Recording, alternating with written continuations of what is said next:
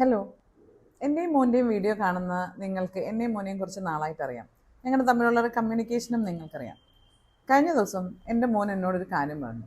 ഞാൻ അവനോടൊരു ചോദ്യം ചോദിച്ചപ്പോൾ അവൻ എന്നെ ഉമ്മ എന്താ ഇങ്ങനെ സ്ത്രീവിരുദ്ധത പറയുന്നത് എന്ന് പറഞ്ഞു. ഞാൻ ഞെട്ടിപ്പോയി. എനിക്ക് വിഷമമായി. പക്ഷേ പിന്നെ ആലോചിച്ചപ്പോൾ അവനത് എക്സ്പ്ലെയിൻ ചെയ്തപ്പോൾ എനിക്ക് സന്തോഷവും അഭിമാനവും തോന്നി. കാര്യം എന്താണെന്നറിയാം.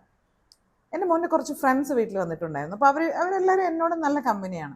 അവരെല്ലാവരും സംസാരിക്കുമ്പോഴും നമ്മൾ കേൾക്കുമല്ലോ, ഇവരെന്താ പറയുന്നത്, ഇതൊക്കെ നമ്മൾ കേൾക്കുമല്ലോ. അവരെല്ലാം പോയി, എല്ലാവർക്കും ഭക്ഷണമൊക്കെ കൊടുത്തു, എല്ലാവരും ഹാപ്പി ആയിട്ട് പോയി. എൻ്റെ ഇടയ്ക്ക് ഇവരൊന്ന് ഫുട്ബോൾ കളിക്കാനൊക്കെ പോയി.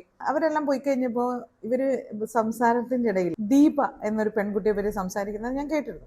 ഇവരൊക്കെ പോയി കഴിഞ്ഞപ്പോൾ ഞാൻ മോനോട് ചോദിച്ചു, ഈ ദീപ ആരുടെ ബോയ് ഫ്രണ്ടാ മോനെ, രാഹുലിൻ്റെ ആണോ എന്നൊരു ചോദ്യം ചോദിച്ചു.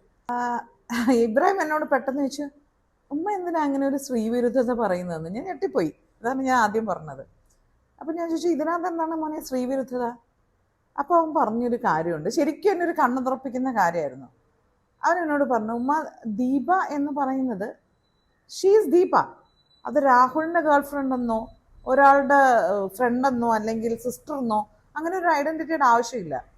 She has her own identity. ഇപ്പം രാഹുലിനുള്ള പോലെ എനിക്കുള്ള പോലെ ദീപയ്ക്കും ഒരു ഐഡൻറ്റിറ്റി ഉണ്ട്. ഷീസ് ദീപ, അത്രേ ഉള്ളൂ. അവൻ എത്ര കൃത്യമായിട്ട് പറഞ്ഞു എന്നെ സത്യം പറഞ്ഞാൽ എനിക്ക് സന്തോഷം കൊണ്ട് കണ്ണെറിഞ്ഞു കേട്ടോ.